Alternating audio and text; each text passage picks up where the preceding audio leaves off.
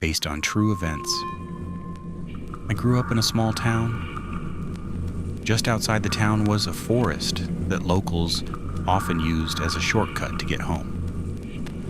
I had walked that trail since I was a child.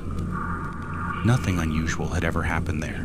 So one evening when I noticed the glow of a campfire deep between the trees, I assumed it was just a group of campers.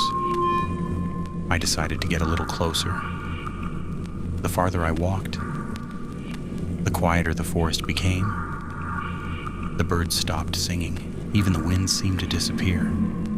Then I heard something, a strange whisper, dozens of voices repeating the same words over and over. I couldn't understand a single one. Instinctively, I hid behind a large tree. In a small clearing, about 10 people were sitting around the fire. They all wore long black robes with hoods covering their faces. None of them moved. They simply sat there, quietly chanting. For nearly 5 minutes, no one even raised their head. Then one of them stood up. He carried an old burlap sack, and something inside let out a faint squeak. He slowly untied the rope. Inside was a live rabbit. At that exact moment, every voice fell silent. The clearing became so quiet that I could hear my own breathing. The man lifted the rabbit above the fire. Then every single person around the flames slowly raised their heads.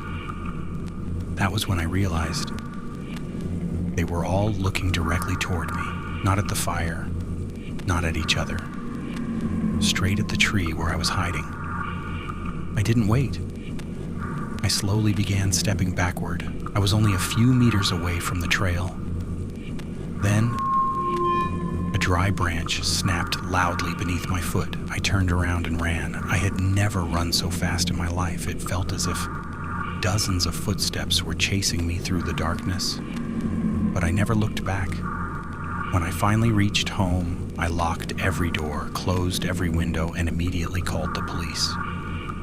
About 20 minutes later, we returned to the clearing. The fire was gone. The people were gone. The place was completely empty. Police found only 3 things: a blood-covered rabbit, long strands of human hair tied together with a red thread, and an old photograph. It showed the exact same clearing. The picture was dated 1983. The same hooded figures were sitting around the fire, but one person was standing a few steps away, looking directly into the camera. When the officer examined the photograph more closely, he silently turned it toward me. It was me, standing among them. Even though I wasn't even born in 1983. I have never walked through that forest again. But sometimes, late at night, I can still see a faint orange glow deep between the trees.